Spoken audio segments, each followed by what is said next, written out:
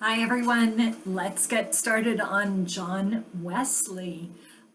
You will want this lecture is tied to the Wesley PowerPoint number 1.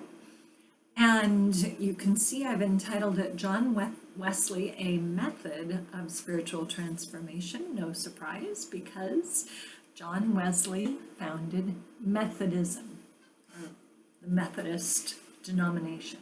So, a little bit about John Wesley. He was born in 1703, so 100 years prior to Phoebe Palmer. He was the founder of the Methodist movement, as I just said, and a leader in the holiness and Pentecostal movements, or he basically paved the way for the development of those movements. He argued that the love of God could transform believers, and he died at the ripe old age of 88. So one thing that is really significant to know about John Wesley, and it really gave his life a sense of purpose and direction, was the fact that as he was growing up, they were living in a rectory. His father was a pastor, and the rectory caught fire.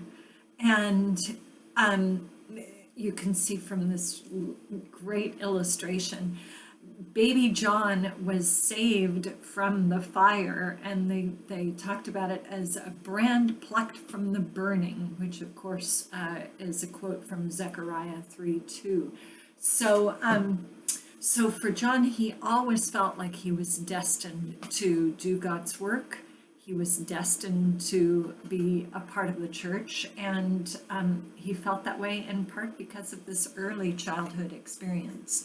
Now, the woman he married also gave him this sense of a plan, that you could implement in your life, and she also gave him this sense of spirituality as she implemented her plan in their prodigious output of 19 children.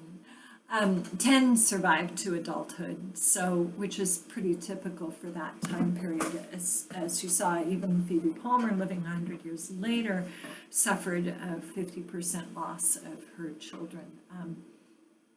But clearly for Susanna Wesley, the watchwords were thrift and hard work.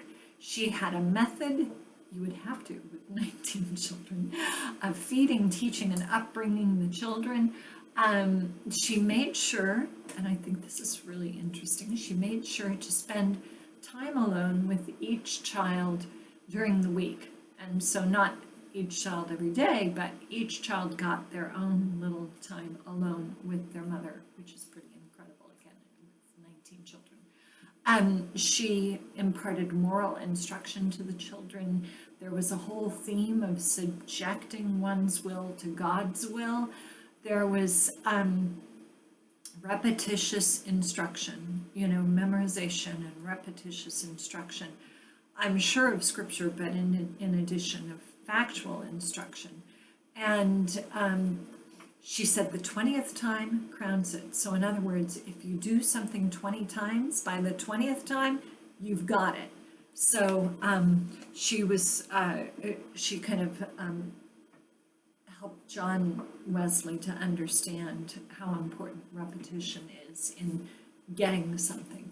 So Wesley's formal education, he attended the Charterhouse School, an important school in England, and then graduated from Oxford University, so he was quite well educated.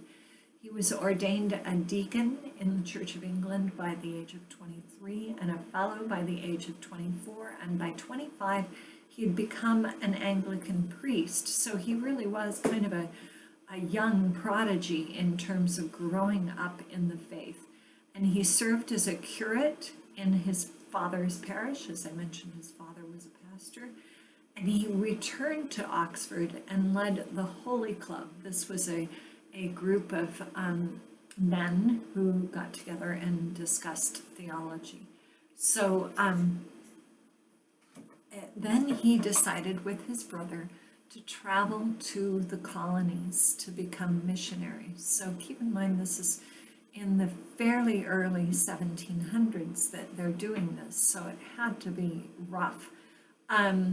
So they encountered a terrible storm at sea. They were on a ship with a group of Moravians, and they were quite impressed with the Moravians in terms of the calmness of their demeanor. The Wesley's missionary program was not successful.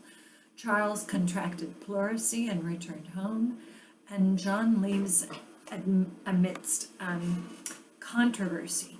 And part of the controversy was he was feeling like he was losing his own faith. And so he returned to England in despair and said, I was sent to America to convert the Indians, but oh, who shall convert me? So he didn't feel like, despite the trappings of all this theological knowledge and his meteoric rise, if you will, in the Church of England, he did not feel like he had a solid enough ground of faith to become a missionary. And so he considers giving it up. And he says, how can I preach faith when I don't have it myself? And then he thinks on this and he says, preach faith until you have it, then you will preach because you have it. So he did not give up. He kept going. And during this time, he received a letter from Peter Böhler, who